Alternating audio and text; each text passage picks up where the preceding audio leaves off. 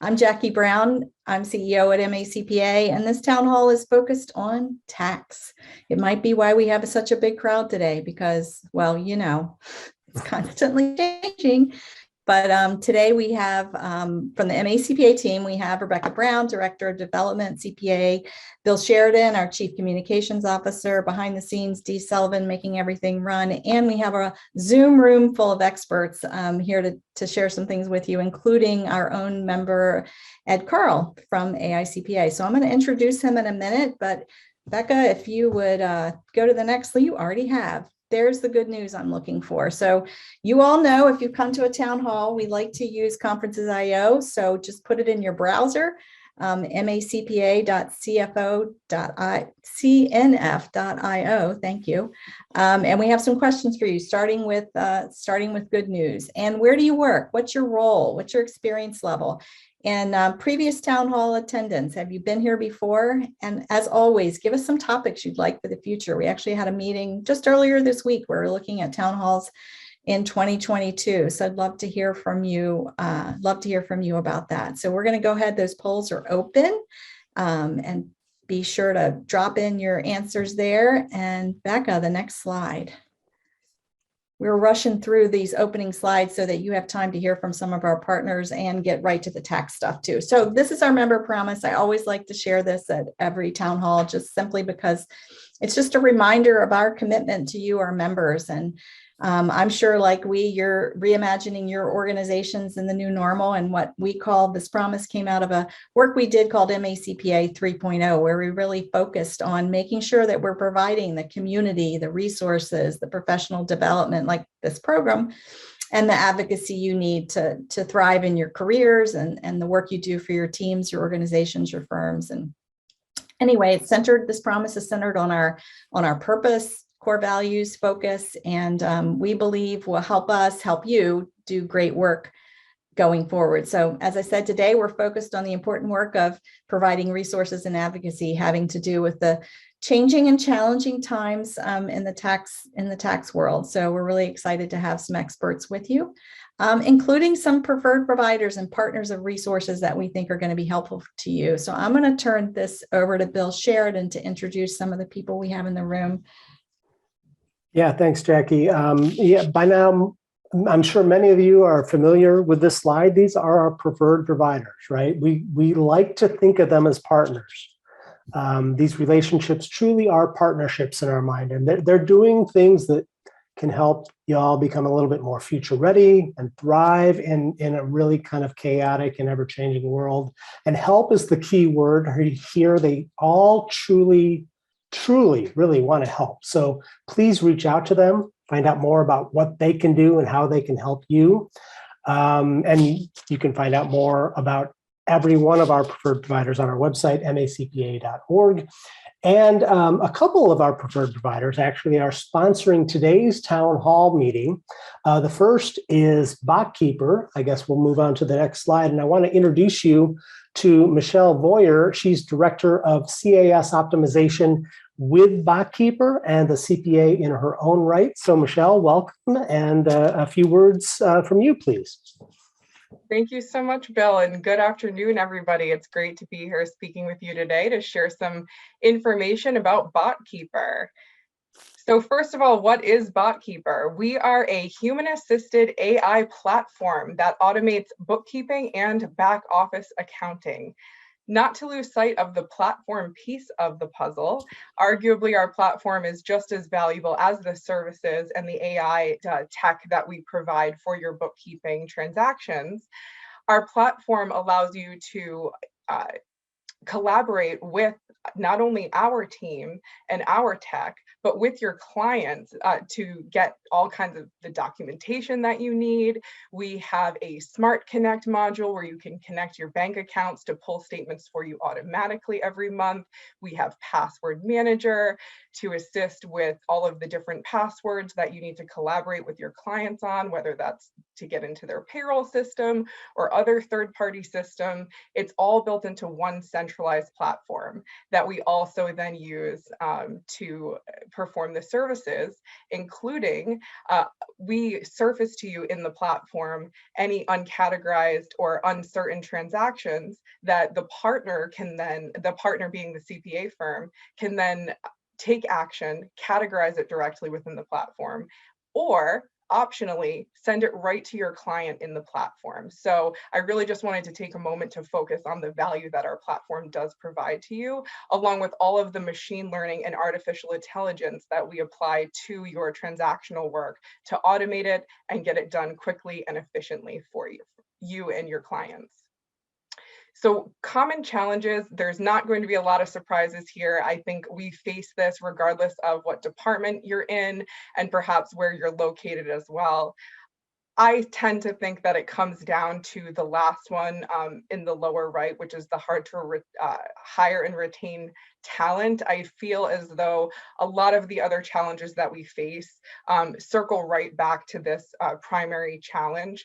Our talent is hard to find, hard to keep, retain, keep them engaged, keep them motivated, and also keep them working on the important type of work that's going to move the needle for your clients, for your firm, and ultimately for them, for their career, and keep them moving forward on that right path. So we believe by solving the talent challenge, you gain back capacity, accuracy will go up as well. You'll have more time to perform the higher level review, and you can put the right people in the right seats doing the work that's most important. Next, we have the typical, I love this view of client accounting services, this spectrum here. We've seen it in different versions, I'm sure, in different types of presentations. I like to see it as the compliance to reliance spectrum. You may have seen it like that. And the way that we have it, I really like the way that we've turned it into a graph where you can see the volume of transactions being highest to the left and the complexity of transactions being the highest to the right. And you can see how the spectrum flows downward. The less volume, more complex transactions are really in those CFO controller advisory services. A lot of the time you can also associate dollar signs on this chart to how much your clients are willing to pay for these services. And typically the services over to the left that are highly time consuming and highly voluminous, yet also highly important, tend to be some of the things that are least valued by that end client user. They don't go seeking information about what happened in the past. They go to you to seek information to make good business decisions going into the future, especially in our increasingly complex environment for small businesses and medium-sized businesses today. So a lot of actually all of the services that are in blue on this chart highlight services that are included in our packages that you can get when you sign up for Botkeeper. Having been involved in different client accounting services departments and managing different ways of providing these services, I really love the way Botkeeper has packaged our services to make it super transparent and clear as to what exactly is Botkeeper doing for each client. And we have different levels being basic, advanced, and then an entire suite of add-on services that you can add on later as well. So as you can see, the services in blue are really those services that are those highest time-consuming volume transactions. And our goal is to help you and your firm not only gain the streamlining and capacity internally, but also be able to turn around, provide that value to your clients, provide that value to your employees to help them increase their career prospects and potentially stay with your firm for the long run because they're focusing at the top of their license. So that was really our short, quick speech for today. I'd like to thank you for your time and being here. I always love talking to the industry. Here's some additional information should you like to learn more. And I really just appreciate the time today. Thank you so much. Yeah, thank you, Michelle, and thank you for your support and for Botkeeper's partnership. We really appreciate it. Today's meeting also is sponsored by SafeSend, and here with a few words on SafeSend's behalf is Shannon Jenks. And Shannon, it's all yours.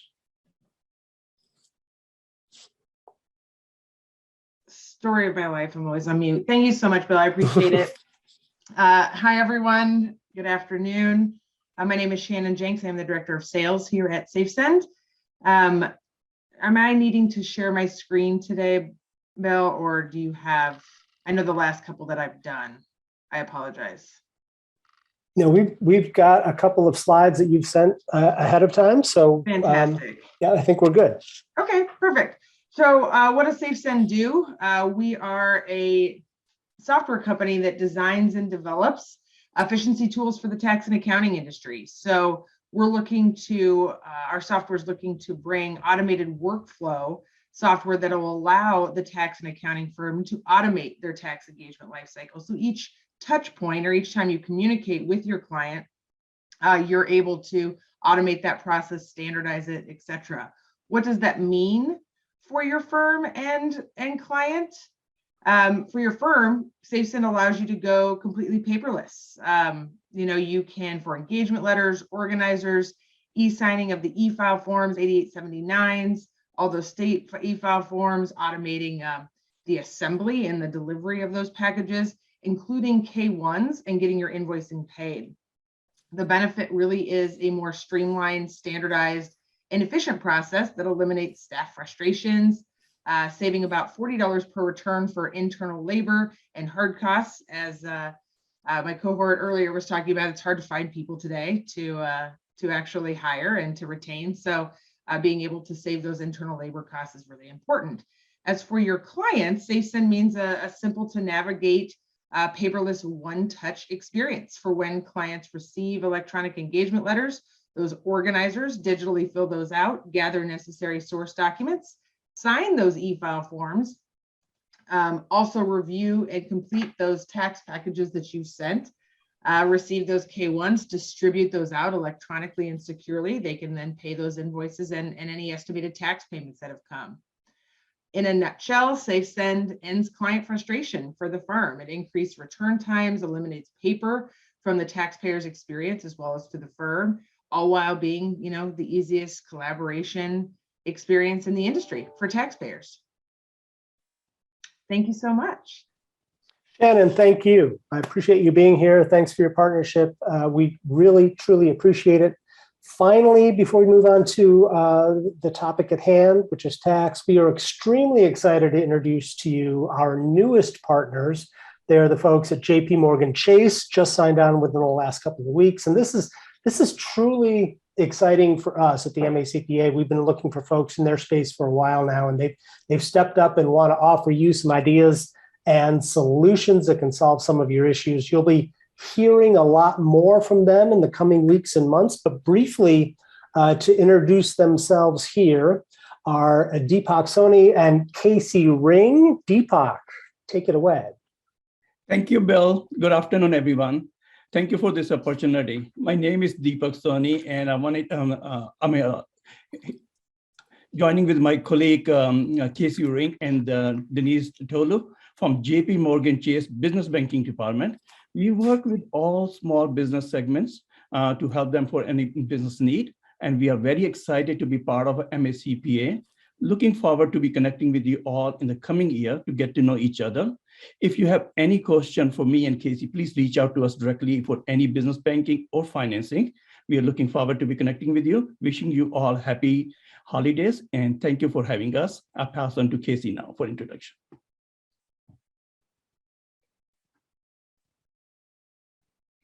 Casey, you can go ahead. Casey, you're on mute too. Sorry, thank you guys. I was muted as well. My apologies. As Deepak mentioned, I'm Casey Ring. I'm the Business Development Manager here in Maryland. First off, thanks Bill and Jackie for letting us join. We're really excited to join MACPA and work with you guys going forward. As Deepak mentioned, I'm the Business Development Manager here in Maryland. We're really looking forward to work with you guys, but also as you are advisors to your clients, that's how we like to pitch ourselves as well. So, going forward, we really hope to work with some of you, if not all of you, and I hope you guys have a great holiday season, and we look forward to speaking to you soon. That's fantastic. Great. Thanks, Deepak and Casey. Welcome aboard. We're glad to have you here. And again, you'll be hearing much more from Jpmorgan Chase in the new year. And with that, I will turn it back over to Jackie. Yep, thank you. So for our members, those are things we consider gifts to you. These resources are gifts. And now I'm really happy to introduce real quick before we get to the tax topics, Heather Mckennady. She's Senior Manager Consultant at Berkeley Research, but more importantly for MACPA, she leads the important work with passion as chair of our CPA PAC committee. And with this legislative session, election year, she's got a really critical message for every MACPA member. So Heather. So hi, everyone, and thank you so much for having me jump on for a few minutes. As Jackie mentioned, I am the chair of the MACPA's Political Action Committee, and I hate to disappoint you, but I'm not going to talk politics. So if you're looking for some partisan, divisive chit-chat, you're not going to get it. What I'm going to do is even better. I'm going to ask you for money, and I'm going to tell you why you should happily hand that over soon, but I want to give you a little bit of background first. So many of you have heard my spiel before if you're frequent flyers here at the town hall meetings, and some of you know me just from being in the business so long, but I worked at the MACPA as a new college graduate with a Rockin' General Studies degree. I answered a newspaper ad to work in the communications department at the MACPA. I had no idea what the MACPA was or who they were, but I learned really fast that it is an amazing bunch of very dedicated, exceptional professionals. And through working with the cream of the crop, the volunteers, the committee members, the chapter officers, and the referral bureau, and getting to know a lot of the folks in the industry, I decided I was going to become a CPA. So I went back to school, got the accounting classes I needed, and spent several months with my good friend, Dr. Bora, got it all sorted out and became a CPA. And over the years, after having done that, I've been in public accounting, in the healthcare on the provider side, and now I'm in the consulting area and in the hospital healthcare regulatory governmental environment, which is second only in excitement, I'm sure, to the tax practitioners out there. But to be quite honest, it's given me the ability to have a really nice, comfortable, well-compensated lifetime as a CPA. And being a CPA is very important to me. I worked really hard at getting my CPA license. I'm sure all of you did as well. And so this is when I start talking about why I need your money. Every year in Annapolis, there's a potential for legislation that can impact our CPA licenses. Now, some issues may be a little bit more treacherous than others.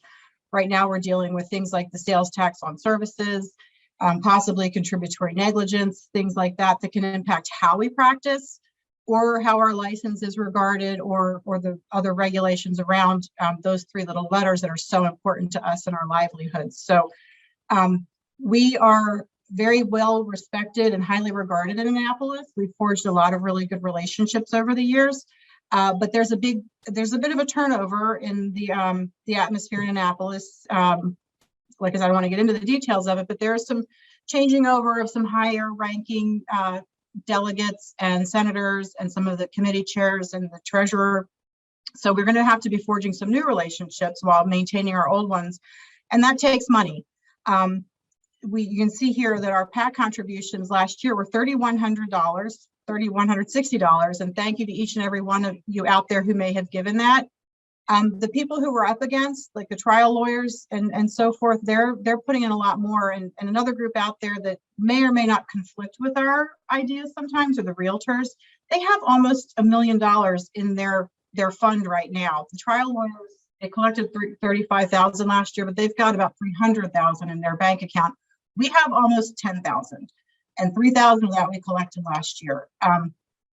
The way I look at it is that if everybody out there on this call was able to give $20 to help maintain the integrity and the value of the CPA license, we would really go a long way to helping forge these new relationships and keeping our old relationships, so that when these things come up in Annapolis, the legislators will listen to us and pay heed to our side of it to maintain our license. So think of it as, the season of giving. Give yourself the gift of maintaining your career and your license and your value to your clients and your organization by using the Q code or all these wonderful ways you can contribute. Every little bit helps. And in case just you're curious, I was on a managing partner meeting this morning with the profession. And so I already hit up everybody's bosses out there and told them that the firm should contribute on a global basis and to match individual contributions. So let your managing partners or your employers know that you know that they've been asked about it and you're going to contribute. So what are they going to contribute to help keep us going as the most well-regarded profession out there? So thanks again for the time, and have a wonderful weekend and happy holidays and season and all that. Bye. Thank you, Heather, very much. And now we're ready to get to the tax talk. And it is my pleasure to introduce Ed Carl, member of MACPA. Ed Carl is also CPA Vice President of Taxation for the American Institute of CPA. So he is responsible for the review, formation, submission to Congress, Treasury Department, all things IRS and technical and policy recommendations. And he's here to give you an update. And we're not going to delay 1 second longer. Ed, all yours. Thank you.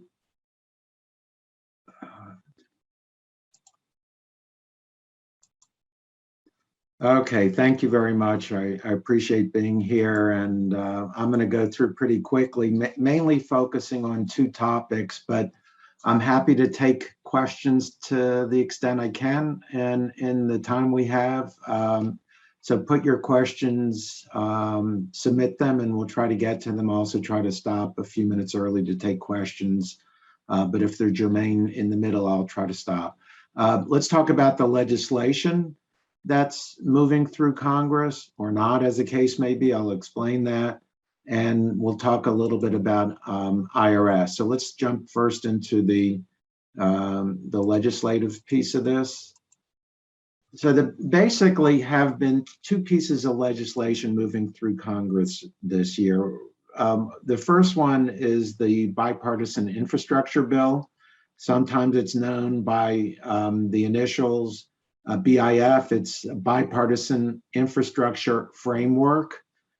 That bill passed and was signed into law November 15th. There are not very many tax provisions in that bill. You're looking at them now. The one that I will point out is the one all the way to the left as you look at the frame. It's the early termination of the employee retention credit, and we've gotten a lot of questions about that. Just remember that this bill was first taken up in the summer, so that early termination was based on the sort of circumstances with the pandemic, late spring, early summer, where things were starting to look a little bit better. It was passed in the Senate in August. And instead of having a 12/31/21 sunset of the ERC, it had a September 30th sunset of the ERC. Again, things were looking a little bit better pandemic-wise. It was in the summer. It was before September 30th. Well, long story short, it was passed in the Senate, but not the House. It was passed in the House November 5th. There was a lot of back and forth in the House about this bill, connected to the other bill that I'll talk about in a second, the Build Back Better bill, because a lot of the progressives in the House did not want to vote on the infrastructure bill until they knew what was going to happen with Build Back Better.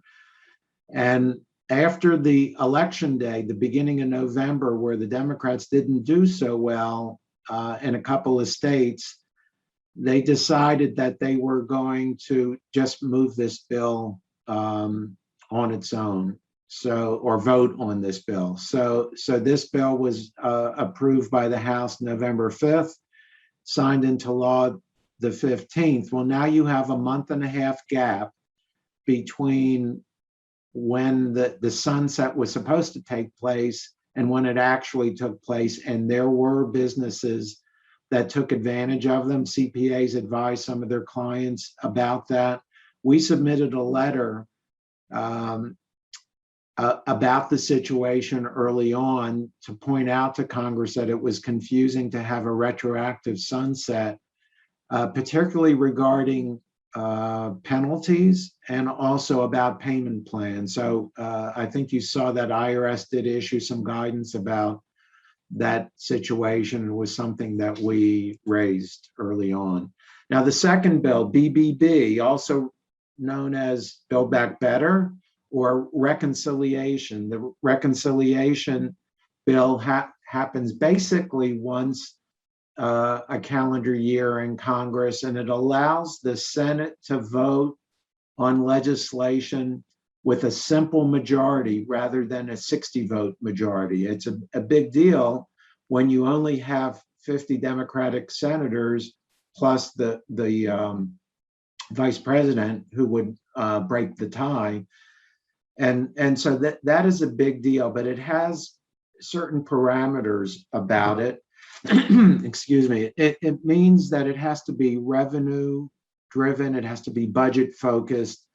And so any provision in that bill has to go through the Senate parliamentarian to make sure that it meets the rules. They're called the Byrd rules after Senator Byrd from West Virginia, so that they meet the rules of reconciliation. Things are taking a long time. The Senate parliamentarian has been ill. And so with a small staff, it's taking a long time to go through each and every provision to make sure that they meet the Byrd rules. They call it going through the Byrd bath. And so that has been going on. To talk about what happened with this bill, it originally started off in the House at about 2,500 pages. It started going down to about 1,700 pages. And then after the election day problems that the Democrats faced, it went back up to about 2,200 pages, knowing that at 2,200 pages, the Senate would not agree to it. There was some thought that pared back to about 1,700 pages, and the provisions that were in there, the Senate might agree to that draft. After the election day problems, the House said, we don't care, we're just going to put in there what we think is important, and they did. 2,200 pages.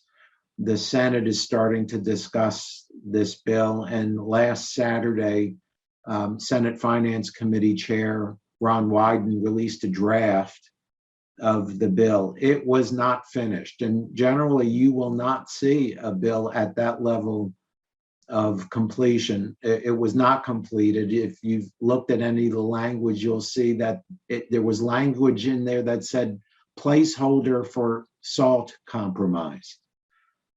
So that is a big issue to deal with the SALT compromise.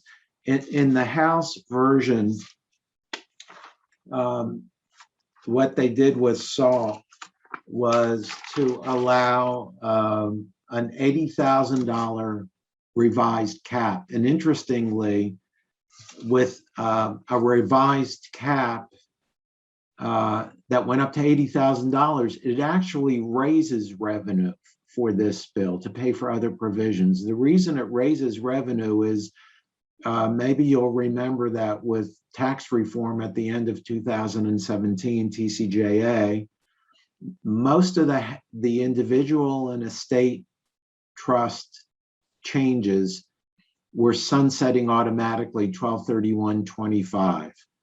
So that SALT cap of $10,000 actually today will sunset automatically 12/31/25. What the House did with their version of the BBB bill, the reconciliation, is they raised the cap to $80,000, but it sunsets 12/31/31. So instead of having no cap at all between 12/31/25 and 12/31/31, you have a cap. Now it's a raised cap, but there is a cap, and that actually raises $2 billion of revenue. And so that's being sort of fought over right now. That's the version, 80,000, that's in the House bill. The Senate wasn't so keen on that cap because that cap applies across income level. So that $80,000 applies whatever your AGI level is. And the Senate does not like that. So the Senate had looked at a cap that was originally thought at $400,000 AGI was a break-even point. It allows a revised cap, but there is no revenue gain by that proposal. Anyone below 400,000 AGI could no cap. Anyone above doesn't get a deduction at all. That's the way the Senate was looking at it. There was Congressional Budget Office revenue estimates that now has placed the break-even point at $550,000 AGI. And so now there is an argument between Senator Sanders and Senator Menendez from New Jersey about what AGI level. Menendez says he wants to leave it at $400,000. Senator Sanders wants to raise it to $550,000. I'm sorry, Senator Menendez wants to raise it to $550,000 because that's the break-even point, and they agreed to do it at a break-even point. Senator Sanders wants to raise that, to lower that, to leave the cap at $400,000. He wants to use that $2 billion for other purposes, some things that they're trying to adjust with the Medicare rules. So he wants to use it on the sort of social safety net provisions. So, the other thing I'll tell you about these two bills, the infrastructure bill that passed and the reconciliation bill, try to look at them at this way. The bill that has already passed, which is called the infrastructure bill, is about traditional infrastructure, fixing roads, bridges, broadband. That's enacted, it's law, very few tax provisions in there. BBB, Build Back Better, reconciliation, all one bill, which is passed the House, is pending still in the Senate. We saw a released draft last Saturday, is about a non-traditional infrastructure. It's more about environmental, social, educational safety net provisions that the Democrats are interested in. That is very partisan. The Republicans are not interested in this second bill. Our members, CPAs, are interested in this from the perspective that it contains all the tax provisions, and there are quite a few tax provisions in there. Now, all along, all through this year, I had been saying that this bill would be passed, enacted into law around December 24th. That's just not going to happen now. The Senate has run out of time. They were dealing with several other issues that they had to deal with as a priority. We had a continuing resolution to fund the government, which after Thanksgiving, the Senate had to deal with, and that was taken care of. And we now know that the continuing resolution to fund the government on a temporary basis extends to February 18th. We also had to deal with the debt limit, which is being postponed. That was adjusted. The CR was originally December 3rd. The similar time frame for the debt ceiling, which is an approximation. It depends exactly on how much the Treasury Department needs to borrow. So that debt ceiling has been authorized. There was an agreement put in place between the Republicans and the Democrats, and that will be taken care of. It's basically off the plate as an issue until after the midterm elections a year from now. So the third piece that they had to deal with was the defense authorization bill, and all three of those have been taken care of, which now means there's no time left to finalize the reconciliation bill. Why? Mainly because Senator Manchin, and remember, the Democrats need every single vote. President Biden said when you have a split Senate, 50-50 Senate, it means that every senator is a president. And so each member yields a lot of power. And so Senator Manchin, who is comes from really a purple state leaning red, a mostly red state. So he by his politics is very moderate, and he's been pushing back on some of the tax provisions, but he's also pushing back on the size of this bill at $1.75 trillion right now. He's pushing back on specific provisions. And so I think ultimately what will happen with this, so that's the big issue, is will we see reconciliation happen? That's my crystal ball there. I'm not sure. Will we see it? It won't be in 2021. That I'm almost assured of. We're all assured of that. We know that senators have already gotten their plane tickets to go home. We do know that. And so it means that this won't happen in 2021. It'll happen in 2022, question mark. I think it actually still will happen. It'll happen, we're not sure when. I started thinking maybe it would happen early in 2022. I'm starting to go back to the healthcare model from years ago, where it was passed in the House in December, but it didn't pass the Senate until March. And I'm starting to think that might be the case again. I originally thought December 24th, though we've known for several weeks that wasn't going to happen. I started thinking maybe early in January, but we got the schedules for the House and the Senate for 2022, and the House doesn't come back until the second week in January. The Senate earlier, they have to deal with major appropriation bills, 11 of them before February 18th, to deal with that CR that will expire. So I think that will take up a lot of time. Another thing I'll mention, and then I'm going to move on, is that the election effective dates, which the most asked question I had this year from CPAs, when would the effective dates be? Most of them are for tax years beginning after 2020, at tax years beginning in 2022, after 12/31/2021. Many of them are date of enactment. But now that you move into 2022 and the bill has, those effective dates are the same, and we started asking the question, and we got some feedback that they don't want to mess with the effective dates. They want to leave them the same. Well, we have a project with my team looking at those effective dates. They become problematic, particularly if you don't pass this bill until February, March, or even April. Then you have really retroactive tax increases. You have a bunch of problems in there. So we're looking at those right now.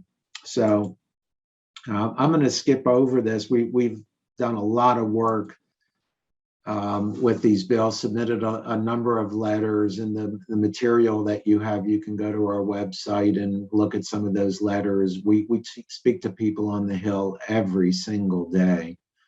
It doesn't end, so there's a lot going on. But here's some of the main things. What's out of the current bills? What's in the current bills from what we thought? Some of the things, and I'll go through them quickly. Corporate rate increase, out. Carried interest changes, the way you tax carried interest, out.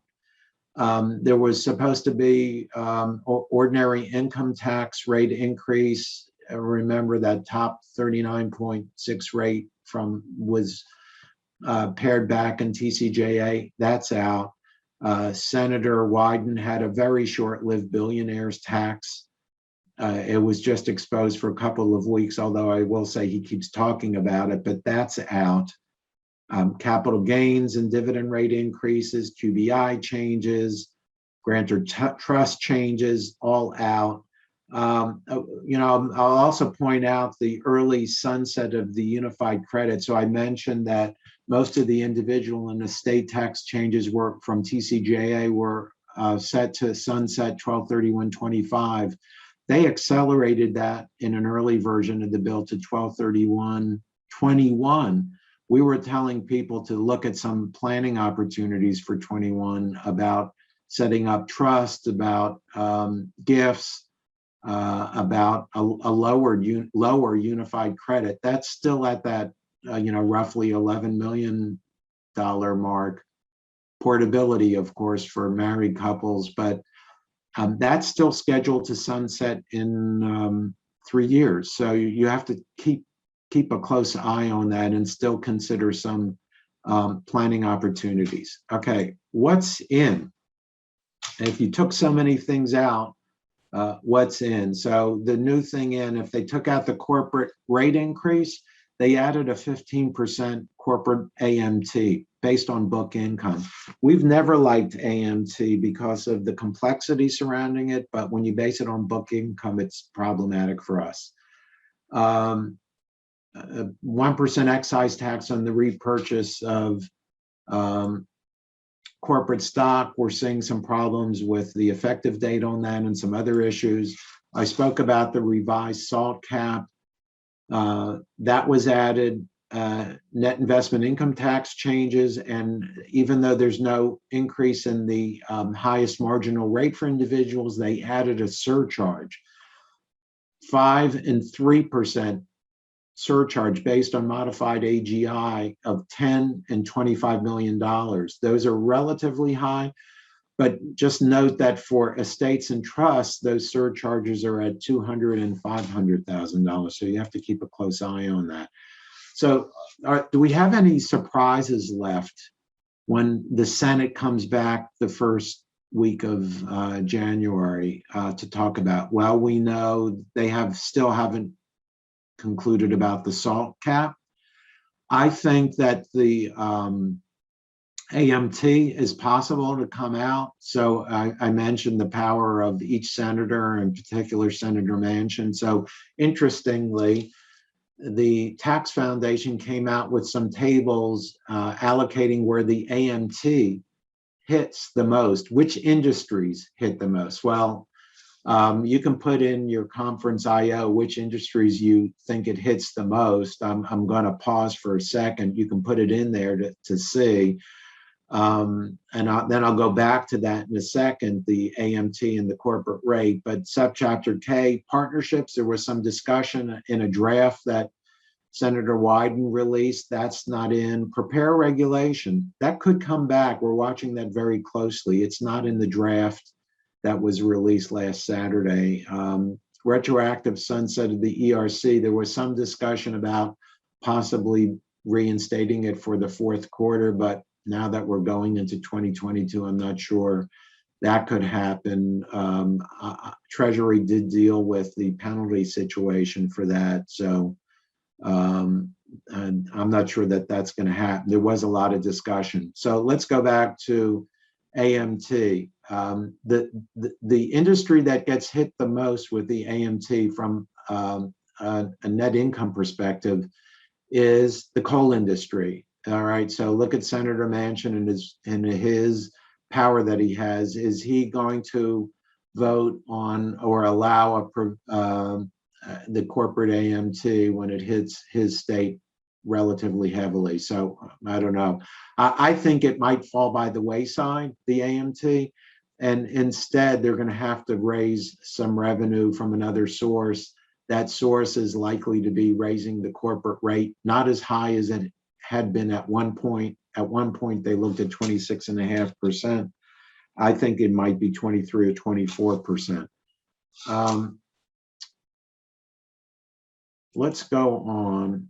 let's talk about IRS because I'm sure you're all interested in that. And we know Hey, Carl, that or hey, sorry, I knew I was going to do that. Hey, Ed, we did have two questions kind of related to the Build Back Better bill and timing. So I thought maybe you could answer those, and you might have done that through the presentation as well. But with what will happen with the effective dates if Build Back Better is passed in 2022 that had 2021 effective dates, the state tax cap, or January 1st, 2022 effective dates, backdoor Roth elimination? Yeah, so we're pointing those out. We have a project in my team. We're looking through every effective date for every provision and pointing out those dates. And some of them become problematic, some maybe not. So, you know, if you have a surcharge on individuals, that's for 2022, but if this doesn't pass till March or April, do you want to have a retroactive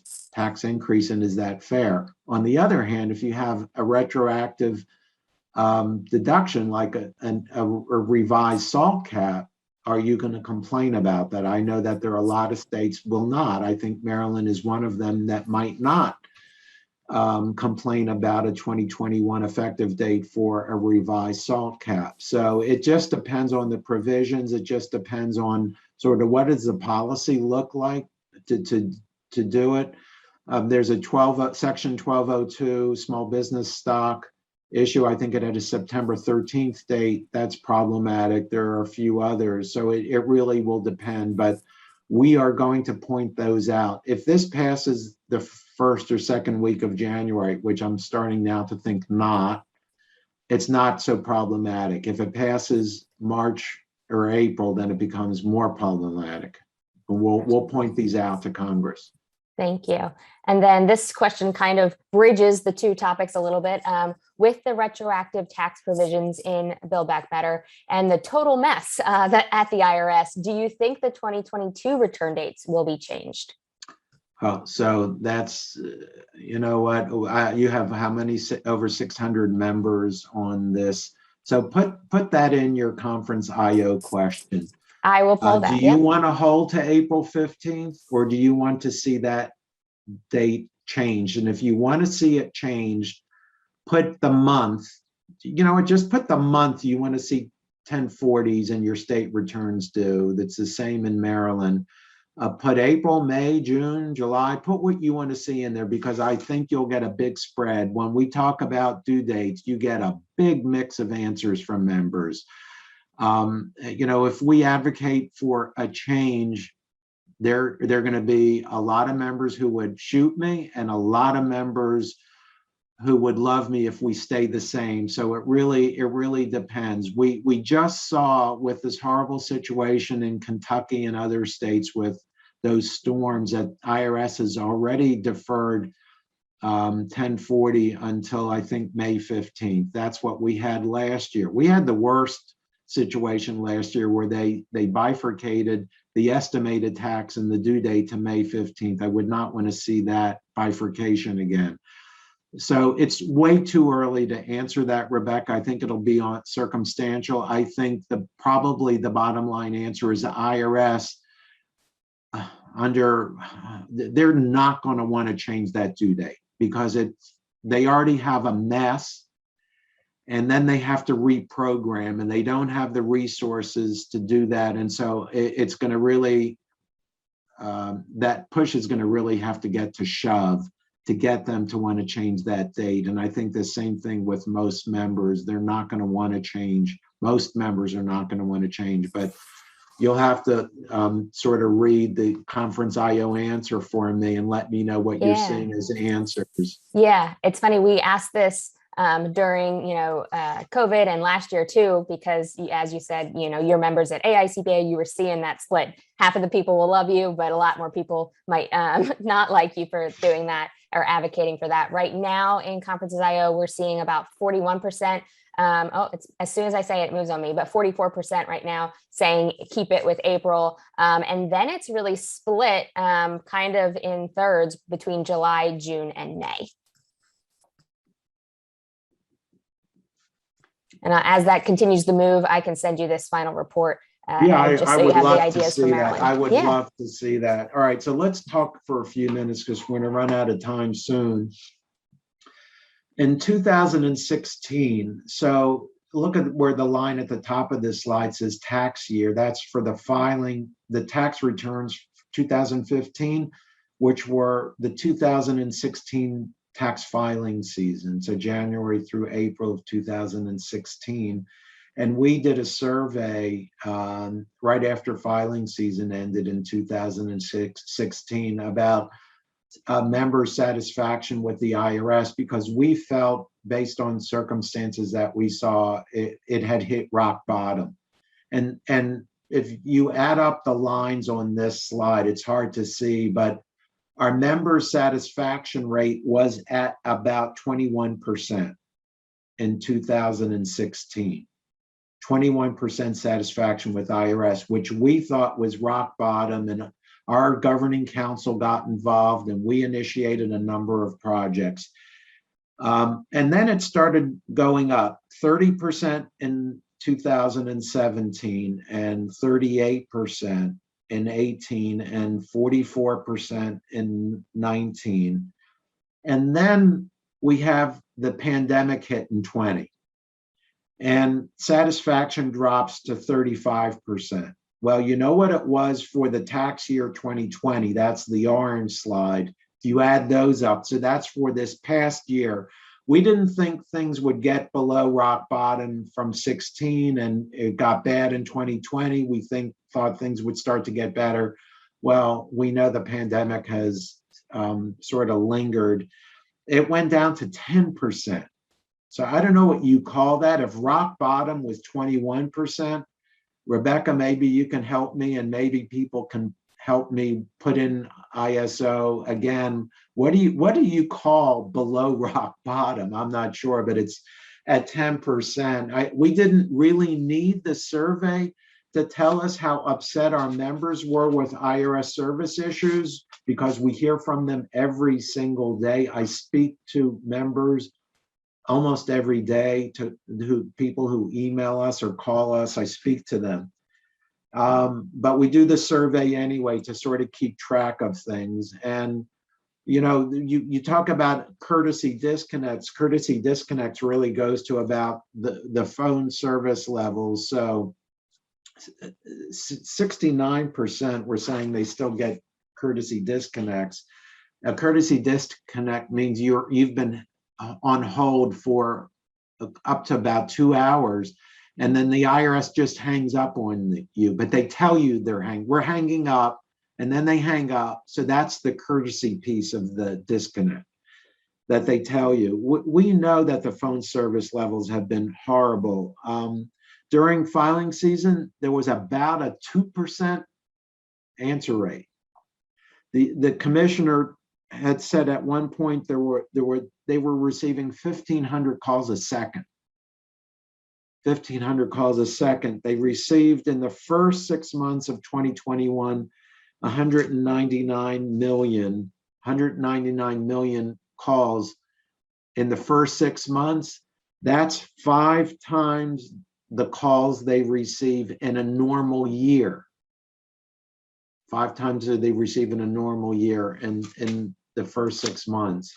These are the basically what our members told us their top 4 concerns with IRS: the inability to connect, the workload. A lot of that's not have to do with IRS, because there were numerous pieces of legislation throughout the pandemic period. The PPP rules came out, and regulations you needed, and figure out if you're going to be able to deduct expenses related to PPP loans and all sorts of things. But the workload was massive. It's usually bad anyway, but it became massive. IRS's lack of response to written communications, which is usually high up on the satisfaction list by our members, that was bad. And our members said the IRS is not even on the right path to becoming a respected professional organization. We're working on some things. I'm really going to have to stop in a second because I want to see if we can take some more a few questions. We're working on something short-term, long-term. The short-term is trying to minimize contact with IRS, minimize any kind of paper, make it easier to speak on the phone. That's our short-term strategy. We're trying to do it with trying to have some penalty relief, because we know that most of the contacts with IRS, most of the notices that clients get are about penalties. And then we have a long-term project dealing with the Taxpayer First Act, where we're promoting this practitioner services division, which would allow you to have a much better experience. It would be an electronic experience to be able to understand what's going on with your clients, to log in easily one time to see all of your clients for whom you have a power of attorney, easier access to power of attorney. That's the longer term solution. And IRS seems to be moving in that direction with something that they call a third party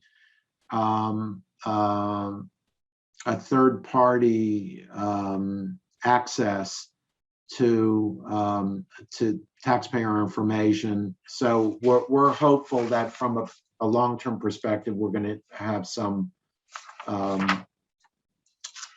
good things to go. I have some other information here. You can look at the resources. Tax season is coming up, and I hate to say, but it's not going to be so great. So looking at the AICPA's tax section for some ideas on how to get a leg up is a good idea. I'm just going to jump ahead and I can go back. But Rebecca, are there any other questions or comments from members? Not yet. I will keep this open just in case that changes, but I will let you know. I think us talking about they heard that 40-some%, and they got nervous, the ones that really want to keep it in April, because it then immediately shot up to over half, so 55% saying hold as is. And in fact, someone put in the social Q&A, hold in all caps. So again, you know, it's fairly divided discussion, but I'm looking to see if there's anything else.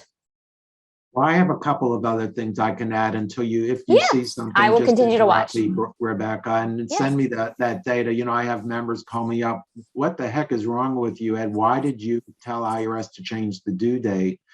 And I'll hang up after speaking to that member, and then the phone rings and it's another member saying, why didn't you get more time? And whatever it is, you know, our members are so diverse and they think differently. So, and the statistics just on this one call sort of bear that out.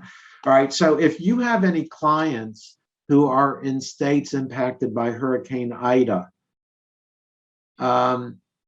where they have a January 3rd due date, we were having some discussions about e-file because the e-file system closed down November 20th, but returns are due January 3rd, which means you have to file them by paper. And a lot of members were contacting us, particularly from New York, where they were upset about that. I did have conversations with IRS from the disaster office yesterday. I joined a call with the New York State Society of CPAs. And they're sensitive to the issue, but they're not going to be able to change it. We thought maybe they would be able to change it through a further disaster declaration, which they could do.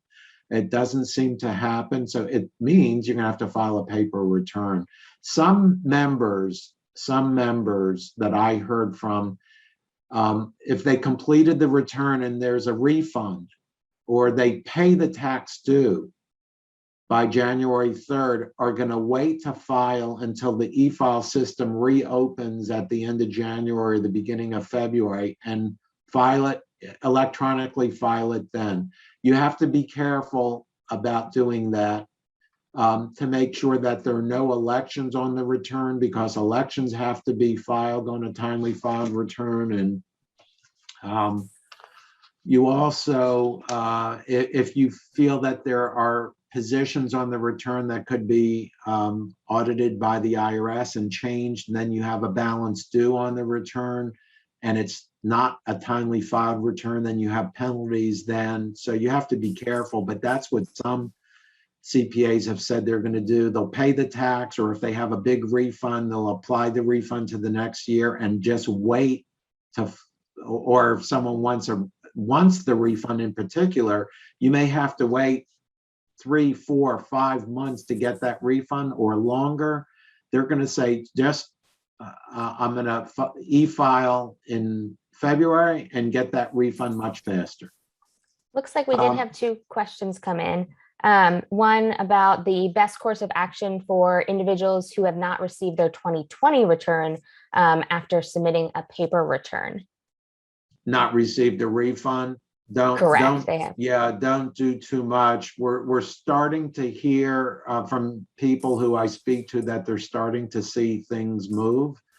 We know they're backed up. The commissioner earlier in the year testified at some hearings that they've gotten through the mail. Well, not really. And when he talks about getting through the mail, it doesn't mean the master file has been updated. And then there were returns where they went through the mail, but the returns were put on suspension because there were questions in the return. So ERC refunds, refunds on 2020 or 2019 returns, we're starting to hear those come through. Don't do anything. Don't cancel checks if you paid a check. You're just going to have to be patient. And these problems are going on all over the world. I speak to my colleagues from accounting associations all over the world, and the pandemic, where tax administration is not always the smoothest, particularly in the US. We know with such a large system that we have, largest in the world, the pandemic just threw everyone all over the place into a mess. So just we're trying to work so that the problem doesn't get worse, but just you have to have patience and tell your clients the same thing. I'm sorry. Yeah. Thank you so much, Ed, for joining us and sharing your perspectives and insights and trying to predict some of the future. And it's a hard job. So we really appreciate what you're doing on behalf of our members in DC and especially with the IRS. If you want to stop sharing, I just want to share one thing before our members log off. And that is, of course, one of our best resources that we can offer you is to connect with each other as members. Our tax community in particular is super robust. And honestly, it's one of the joys of my role is to see that tax community really help one another. So if you're not in MACPA Connect, please visit there. Even if you're not a tax professional, we have an open forum, other areas, utilize that resource. And of course, CPA Day is coming up. That will take the place of our January town hall. So 2 hours on January 20th. We absolutely need you there. And I'm going to end with this for Heather. I already saw emails coming through with people giving. I got notifications. So thank you that gave. And we'll leave this up. But we look forward to seeing you in January and have a happy holidays.